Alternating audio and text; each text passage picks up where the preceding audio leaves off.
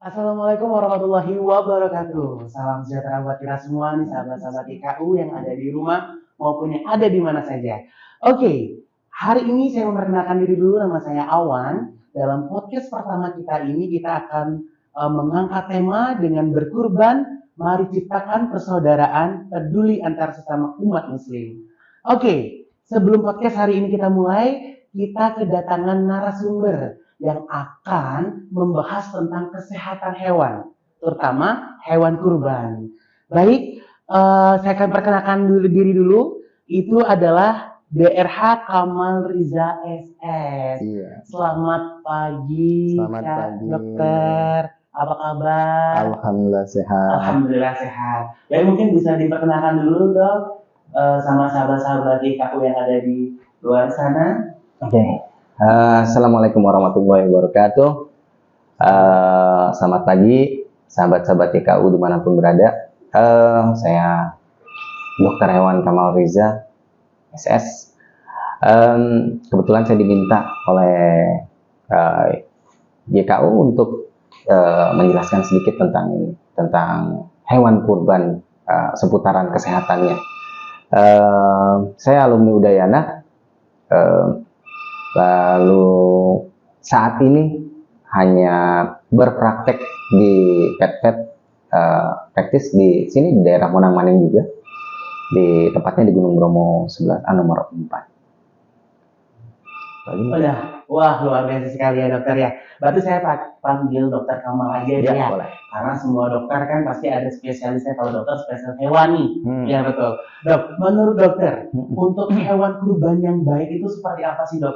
Mungkin bisa dijelaskan ke teman-teman semua. Oke. Yang pertama kan ini urusannya sama kurban ya, urusannya sama ibadah ya. Iya, betul. Ada aturannya, ada kaidahnya tentang pemilihan hewan kurban itu secara Islamnya. Nanti baru kita ngomong kesehatannya. Betul. Nah, walaupun bukan ini saya untuk berbicara tentang fikihnya. Nah, ya, nggak apa-apa. tapi paling enggak ada beberapa hal yang harus diingat, bahwa yang pertama, hewan itu harus, ini kan kita mempersembahkan untuk sang pencipta kita, sang holik kita ya. Iya, betul. Pasti yang terbaik dong, yang kita pilih ya. Nah, sama kan kayak waktu pada saat anaknya Nabi Adam tuh disuruh mengorbankan, kan dipilih yang satu, dipilih yang jelek-jelek, yang sudah busuk dan ditolak. Yang satu dipilih yang terbaik. Nah, sama seperti itu, udah dikasih analogi sih dia dalam Al-Quran ya. Nah, berarti hewannya itu, kita nyerempet sedikit ke urusan kesehatan, berarti harus sehat. Iya. Iya kan? Sehat. Lalu yang kedua, hewan kurban itu harus tidak boleh cacat. Tidak boleh cacat. Ya. Tidak boleh cacat. Cacat itu dalam arti cacat permanen nggak boleh, sudah pasti. Misalnya kakinya bengkok ataupun misalnya pincang, permanen ya. Saya bilang itu nggak boleh. Lalu mata buta misalnya, kan gampang cara ngeceknya. Misalnya di sugi makanan dia kebingungan, masih cari makanannya, masih terpaksa harus indera penciumannya yang harus dipakai. Betul. Lalu pendengaran juga terganggu, itu nggak boleh kan, pasti. Nah lalu jantan kan yang dimintanya itu jantan. Jantan itu apa syaratnya jantan? Beneran jantan. Testikelnya 2, ya. Bijinya tuh harus 2 tuh. Kalau cuma 1 ada monorchid namanya. Itu kelainan genetik itu. Itu nggak boleh berarti. Itu juga nggak boleh ya? Nggak boleh. Dikebiri juga nggak boleh kan? Nah, gitu. Kalau masih cacat dikit pun tidak boleh ya dok? Nah, iya. Kalau dari sisi itu memang harus sempurna. Lalu misalnya yang lain, kalau di kulit sih sebagian mengatakan bahwa makruh, sebagian mengatakan boleh aja. Tapi ya sebaiknya kita pilih yang terbaik kan. Kayak misalnya kita mau ngasih sesuatu nih, mau bawa seserahan nih ke mertua nih. Tapi habis itu yang dipakai bawa itu masih kotor, belum dicuci kan juga nggak oke ya. Misalnya nih di kulit itu di kambing itu sering sekali skebis misalnya. Atau kayak tahun kemarin yang lagi marak PMK, penyakit mulut dan kuku. Itu kan virus tuh penyebabnya tuh. Nah, ini juga nggak boleh ada. Kenapa? Islam itu sudah luar biasa mengaturnya. Disuruh sehat.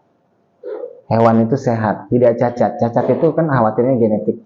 Nah, kalau misalnya dia sehat, misalnya kulit aja, ada namanya scabies misalnya yang paling gampang ya.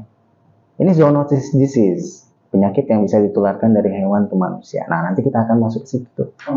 Nah, gitu kira-kira ya. Berarti sama halnya tadi penjelasannya tentang apa saja yang harus diperhatikan untuk kasih hewan kurban tadi ya, Dok. Betul. Oke, mungkin ini ada pertanyaan lagi, Dok. Jadi tanda-tanda hewan kurban yang tidak sehat itu seperti apa? Nah, oke. Yang tidak sehat seperti apa? Gampangnya kita ngeliat yang sehat dulu nih. Sehat itu kan general tuh posisinya. Betul. Yang pertama, hewan yang sehat itu pasti aktif. Aktif. Nafsu makan bagus. Oke. Jadi pada saat kita mau ngecek, ini jangan dicari yang dia mojok gitu. Sakit pasti. Oh, udah kelihatan berarti. Kelihatan. Nanti kita pada saat dia datang hewan kurban tuh nanti akan kelihatan tuh. Udah mojok, diem aja sakit lah tuh. Gitu. Udah kelihatan dari tanda-tandanya ya. Nah, nggak lesu berarti mau ngapain malah jadi tidur. Sama kayak kita nih, sama kayak kita. Betul, nah, betul. udah bawanya mager aja dah. Nah, udah tandanya sakit. Iya. Oke. Lalu kalau dari penampilan fisik kan seperti yang tadi dibilang bahwa nggak boleh ada cacat nih. Nah, pasti matanya harus mata nih kita lihat nih. Tadi baru dari penampilan nih. Habis itu nafsu makan. Nafsu makan dia disuguhin makanan, dia harus mau makan. Kecuali kekenyangan ya. Nah, ini harus dipilih. Tapi umumnya ruminansia itu makan terus. Dia hanya berhenti makan itu pada saat dia tidur. Itu sapi ya, biasanya kayak gitu tuh. Nah, selama dikasih makanan biasanya dimakan sama dia. Lalu hidung, kondisi normalnya adalah lembab. Atau basah? Either sapi ataupun kambing, lembab, bukan basah. Oh, bukan basah. Bukan basah, lembab. Jadi kayak kelihatan dari luar itu moist ya, kayak ada air tapi nggak banyak gitu. Kalau kering berarti suhu dia lagi tinggi. Secara umum ya ngomongnya ya, kita secara umum ngomongnya berarti suhu dia lagi naik. Suhu naik itu respon tubuh. Pada saat ada serangan dari luar, virus, bakteri atau parasit, mereka akan meningkatkan suhu itu untuk membuat sistem pertahanan tubuh mereka meningkat lebih mudah. Gitu. Sama kayak kita nih kalau pas lagi ini kan awal-awal demam tuh biasanya, apalagi penyakit yang serius ya. Iya, betul. Kayak gitu berarti tanda-tandanya nggak jauh beda ya dengan manusia ya. Lalu mata itu semestinya cerah. Mata itu bening, cerah, bercahaya, gitulah kurang lebih ya. Kalau udah jelek udah kelihatan nutup-nutup, mata nggak sehat. Apakah hanya ringan? Iya, apa cuma sekedar sakit mata yang ringan atau penyakit yang serius gitu. Jadi dihindari aja yang itu. Terus lagi satu gerakannya dia normal, nggak pincang gitu. Lalu sama makan diperhatikan pada saat dia mau ambil makanan tuh dia bisa mengambil dengan sempurna. Jangan sampai dia kesulitan tuh cari makanan, itu bisa penciumannya dia terganggu. Misalnya nih ada keluar ingus dari hidung, ya udah peluk tuh kambing ataupun tuh sapi gitu. Maksudnya nggak boleh yang kayak begitu. Lalu mulus ya, kulit, hidung, cuping hidung. Kalau kayak tahun kemarin PMK itu cirinya ya ada kropeng-kropeng di sekitar mulut, hidung, sama kaki. Ada keluar cairan juga gitu berarti. Terkadang keluar cairan, tapi cenderungnya lebih ke kropengnya itu. Nah, itu semacam itulah. Jadi tujuan kita melakukan hewan kurban ini adalah melakukan persembahan kepada Allah, kan ya, ini bentuk kurban kita sebagai manusia kepada Sang Holik. Tapi kan nggak dikasih ke Allah sebenarnya kan ya. Betul. Ini dikasihnya ke sesama kita, hablum minan nas kan nanti jadinya ya. Nah, kalau kita kasih ke orang, pastikan prinsip dasar dari yang kita di Kesmafet ya, kesehatan masyarakat veteriner itu adalah memberikan makanan yang asuh, aman, sehat, utuh, dan menyehatkan. Nanti itu juga harus berikan vitamin juga ya, Dok ya. Kalau untuk kambingnya ataupun untuk sapinya, selama kondisinya dia baik sih nggak perlu dikasih tambahan. Yang sakit baru perlu diterapi. Nah, pengobatan sih sebaiknya dihentikan paling nggak 1 minggu sebelum dikurbankan ya, maksimal 48 jam. Oke, baik Dok. Ini juga ada lagi pertanyaan Dok, bagaimana mengatasi jika hewan kurban tidak sehat? Tadi mungkin menyambungkan lagi, kita harus benar-benar memilah ya antara yang sehat dengan yang sakit ya. Nah, betul. Itu tuh bagaimana Dok untuk biar kesannya seperti ini?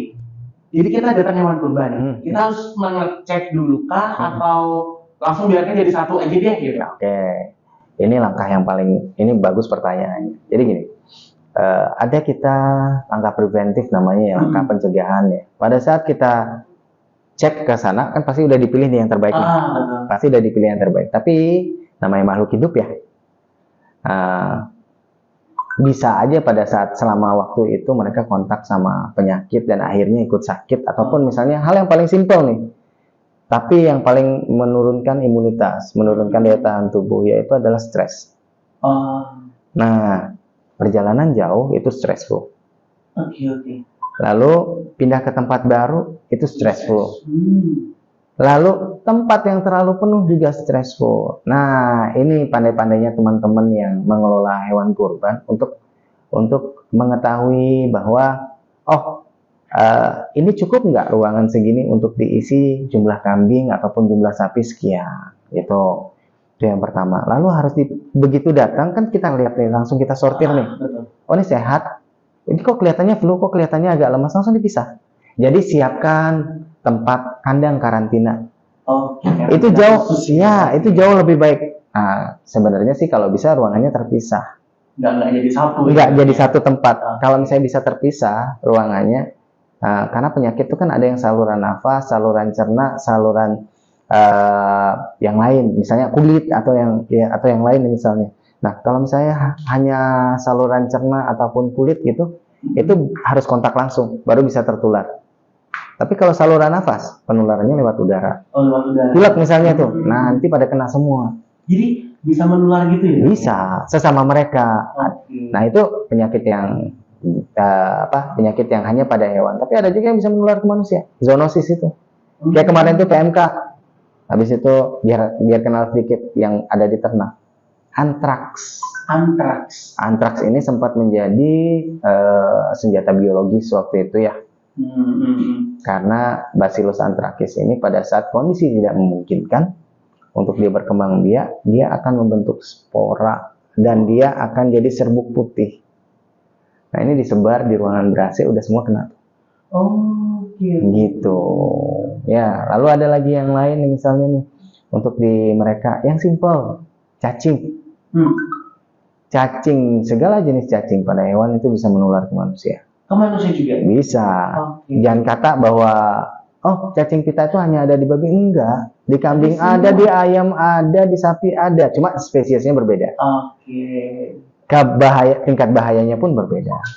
Nah, jadi kalau biar aman, nanti pada saat, terutama di saluran cerna nantinya ya, itu pada saat membersihkan harus bersih dengan baik.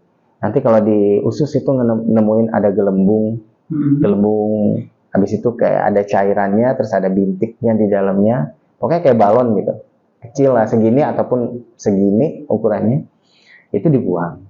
Nggak boleh dikonsumsi lagi. Itu cacing pita, kepalanya, itu cacing pita kepalanya, itu kalau di ususnya. Nanti kalau di hati, kan nanti organ dalam dipisah nanti ya, antara organ yang merah sama organ yang hijau. Hijau itu bukan berarti bahwa ini saluran cerna yang berhubungan langsung sama makanan. Itu yang saya bilang ya, itu hijau. Itu lambung, usus, ya yang masuk di sana nantinya itu. Nah, ini harus terpisah. Jadi begitu habis disembelih, nanti kan sembelih ada prosedurnya ya. Itu para penyembelih sudah paham pasti. Jangan di depannya. Jangan di depannya hewan yang masih hidup. Nggak boleh berarti. Jangan, itu stressful lah. Kita namanya welfare lah ya, agar nggak membuat mereka semakin tersiksa ngeliat yang kayak gitu, agak jauh. Nah, pada saat setelah habis darah, nah baru mulai digantung sebenarnya. Jadi darah habis, dia udah mati bener sempurna. Habis itu potong kepalanya, dipisah kepalanya dulu. Habis itu kaki juga. Habis itu digantung. Kaki bukan kaki dari paha ya, bagian bawah-bawah itu. Nah, habis itu baru digantung. Nah, digantung, setelah itu kan dibelah tuh. Mulai dari toraks, rongga dada sampai ataupun dari perut sampai rongga dada. Nah, habis itu mulai udah diikat itu biar tidak jatuh dan mencemari karkas dan mencemari daging. Jadi bagian dekat anus itu kan kelihatan tuh usus yang paling atas tuh. Diikat deh tuh pakai tali. Oke. Habis itu yang Diikat ya yang di atasnya lambung juga diikat pakai tali. Jadi diangkat dia nggak mencemari. Ya, Betul, gitu betul. kira-kira ya. Jadi ada teknik khusus juga ya Betul, sebenarnya. betul. Oke dok, ini ada lagi dok. Hmm. Jadi hewan kurban itu sebenarnya wajib divaksin nggak sih dok? Oke, kalau urusan vaksin ini tergantung case. Kalau Oke. lagi meningkat kasusnya, maka pemerintah punya kebijakan untuk melakukan vaksinasi, kayak PMK kemarin itu misalnya ya. Nah, tapi pada saat tidak ada kasus, nah, kenapa PMK bisa ada di Bali? Kenapa PMK bisa ada di Indonesia? Padahal Indonesia ataupun Bali ini tidak ada PMK asli sebelumnya, sebelum tahun kemarin ya. Oh belum ada berarti? Tidak ada. Nah, itu karena impor daging dari India waktu itu yang banyak itu. Oh yang banyak masalah. Emang di sana ada PMK. Oke. Nah, jadi semestinya secara regulasi pemerintah pun sudah atur bahwa dari daerah yang bebas itu tidak boleh mendatangkan daging ataupun hewan yang punya penyakit tertentu yang tidak ada di negara itu agar tidak menjadi sumber penyebaran penyakit. Nah, kita juga nih sebagai panitia kurban juga harus paham ini. Bali kan sudah terisolir nih. Betul. Nggak usah datengin dari luar Bali. Cukup di Bali aja. Cukup di Bali aja, nggak usah datengin dari luar Bali. Jangan sampai pada saat kita melakukan niatan ibadah nih, kita datengin dari luar Bali, sedangkan kita pemahaman kita kurang nih soal penyakit nih. Kita datengin dari luar Bali ternyata bawa bibit penyakit ke Bali, dan jadi kita dosanya jangka panjang. Iya betul sekali. Ya kan kasihan peternaknya. Betul. Gitu. Tapi untungnya ya dari YKU Bali sendiri, dia pendistribusian atau pengambilan kambingnya atau sapinya itu bukan dari luar untungnya dok. Paham. Iya. Itu luar biasa. Dan YKU biasanya kalau tadi menyambung ke yang sebelumnya, kalau sakit gimana? Kalau YKU biasanya panggil dokter. Iya, dokter siapa? Dokter Kamal. Oke dok, ini pertanyaan terakhir nih dok, yang mungkin biar sahabat-sahabat YKU yang ada di luar maupun ada di mana yang melihat podcast kita, dia bisa tahu bagaimana sih untuk tips and triknya untuk memilih kambing itu supaya tidak salah dok. Oke. Ini kambing lagi naik daun, sapi lagi naik daun. Pada saat ini ya para peternak pun akan berupaya untuk menjual, waktunya untuk sold out ya. Iya betul. Tapi perlu diperhatikan tadi yang syarat satu lagi yang saya kelupaan bilang bahwa usia betul ya. Nah, usia ini kalau kambing kan paling nggak 1 tahun tuh. Betul. Nah, kalau sapi kan 2 tahun paling nggak. Ini sesuai sama regulasi dari pemerintah juga agar tidak punah nantinya ya. Betul. 1 tahun itu cara paling gampang untuk melihat, cara paling akurat adalah melihat kalau di kita akte kelahiran ya. Tapi kalau di mereka catatan kelahiran. Mereka memiliki catatan kelahiran. Kalau yang sudah terorganisir dengan baik, mereka akan punya catatan kelahiran. Mungkin juga sama teman-teman di YKU mungkin bisa di acknowledge juga ke peternak-peternak yang diambil kambingnya nih. Ingat nanti dicatat tanggal lahirnya.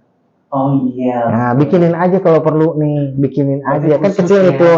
Ini buku kelahirannya tanggal sekian, kambing dengan nomor sekian misalnya, ataupun dipasangin microchip gampangnya ya. Nah, kalau misalnya mau lebih high tech lah ya. Iya, betul. Jadi itu yang paling akurat. Tapi kalau misalnya itu nggak ada cara lain untuk mengeceknya kurang lebih jadinya, yaitu dengan melihat gigi. Melihat gigi. Ya, gigi seri itu bagian depan ya. Bagian depan. Itu kalau di kambing ataupun sapi itu ada 4 pasang. Betul. Kan minimal nih, yang disarankan kan minimal usia minimal kan 1 tahun. 1 tahun itu insisinya itu gigi serinya itu sepasang ke kiri sama kanan. Jadi bagi 2 nih, tengah-tengah, kiri, kanan. I1 nih, yang depan, paling depan itu 2 biji, itu gigi kelinci ya namanya. Tapi itu gigi sapi atau gigi kambing ya jadinya. Iya, betul. Nah, itu kalau dia udah usia 1 tahun, dia udah bukan gigi susu lagi. Dia udah gigi dewasa. Gigi dewasa secara ukuran dia akan berbeda sama yang sekitarannya dia. Dia akan lebih besar. Lebih besar ukuran. Terus habis itu warnanya juga lebih pudar. Lebih kuning, lebih itu. Nah, kalau gigi tidak putih ya. Kalau gigi susu itu masih putih warnanya dia. Untuk kambing itu sepasang. ngelihatnya. Kalau sudah ada itu sepasang berarti udah usia 1 tahun. Ataupun misalnya satu nih udah berganti, yang satunya biasanya 1 bulan lagi udah berganti. Itu udah usianya kurang lebih lah satu tahun lah ya. Dok, gimana kalau empat-empatnya sudah gigi dewasa semua? Ya nggak masalah kan? Iya, nggak masalah. Nggak masalah. Syarat minimalnya udah lewat. Iya, betul. Kalau sapi biasanya anjurannya adalah I1-nya udah jadi gigi dewasa dan I2-nya juga. Itu udah usia 2 tahunan, 2 sampai 3 tahun tuh biasanya. Jadi 2 gigi itu depan, paling depan, yang gigi kelinci itu sebelahnya 1 lagi. Kiri kanan. Nah, itu sudah jadi gigi dewasa. Itu cara paling gampang untuk mengeceknya. Biar nggak dibohongin sama pedagangnya. Kan zaman sekarang ya. Betul. Apalagi sudah mau Idul Adha Ya, kan. orang Jadi harus hati-hati dan waspada ya. Pak. Karena kalau lewat 1 bulan aja kan sudah beda harganya. Iya, betul Ya. banget. Ibarat kita kalau kita nonton seminar nih, Ya. on the spot-nya aja sudah beda Ya, harganya kan. betul. Apalagi hewan kurban ya. Betul. Oke, begitu aja Dok? Gitu Oke. ya kira-kira. Nanti ya satu lagi pesan nih untuk panitia kurban ya. Ini yang kita urus adalah daging. Betul. Daging yang akan dikonsumsi. Jadi setiap kali kan pada saat kita ngelihat nih karena kita awam, semestinya idealnya itu ada pemeriksaan dari dokter untuk postmortemnya. Ada antemortem sebelum dilakukan penyembelihan ataupun hewan hamil 1 sebelum disembelih, itu antemortem namanya, untuk melihat kondisi mereka secara umum itu sehat atau tidak. Lalu nanti pada saat setelah disembelih postmortem namanya. Nah, postmortem itu biasanya dilihat nanti ada beberapa tahapan, yaitu pertama dengan mengamati. Ada yang aneh nggak pada organnya misalnya, lalu pada dagingnya misalnya. Itu kalau kelihatan tidak biasa sebaiknya dipisahkan. Dan nanti bagian yang berbeda itu dipotong aja. Di bagian yang berbeda, walaupun kita belum tahu itu apa. Gitu ya. Misalnya nih, paru-paru. Kok kayak keluar keju ya dari paru-paru? Itu TBC. Itu zoonosis. Itu bisa ke manusia. Itu dibuang aja semua tuh kalau sudah kayak gitu. Dibuang aja nggak usah. Dibuang, langsung dikubur dalam tanah. Jangan dibuang gitu aja. Nanti nyebar kemana-mana. Dagingnya masih bisa dikonsumsi. Ya. Nah, lalu kayak tadi misalnya di usus ada cysticercus misalnya, ataupun ada kumpulan cacing di sana, ya bagian yang itu dibuang. Bagian yang ada cacingnya aja dibuang. Di hati itu juga ada cacing hati, karena nanti hati kan semestinya coklat nih warnanya, mengkilap. Habis itu tepi-tepinya lancip. Pada saat dia ada investasi cacing hati, maka dia akan ujung-ujungnya tuh tumpul, tepi-tepinya tuh jadi tumpul. Lalu warnanya berubah jadi agak pink pucat.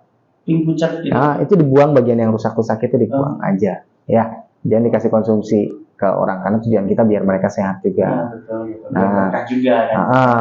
Nah, kan itu dari pengamatan. Dari pengamatan setelah itu nanti dipalpasi, dipegang, diraba. Kok keras nih, nggak kayak tekstur yang biasa. Gitu. Itu bagian yang nanti karena kan nggak mungkin juga di setiap tempat akan ada dokter hewan yang mengawasi. Iya, betul. Jadi itu tugas dari pihak panitia yang bagian yang itu untuk mengamati itu. Kalau yang semestinya ini kenyal tapi kok jadi keras, sebaiknya disingkirkan saja. Cepatnya dong ya. Lalu siapkan tempat untuk ngubur nanti. Lalu terakhir insisi. Insisi itu di toreh ya, di sayap. Nah, kalau misalnya ngelihat ada yang, itu yang dibuang itu salah satu bentuk insisi. Ataupun misalnya ada bentukan yang aneh di toreh, nanti keluar sesuatu, nah itu dibuang pasti. Ya, gitu kira-kira ya. Lalu biasakan jangan sampai kita jadi media penular. Nah, daging ini adalah media yang sangat luar biasa baik untuk pertumbuhan kuman. Suhu ruangan itu juga pertumbuhan kumannya luar biasa. Jadi jangan terlalu lama pada saat handlingnya.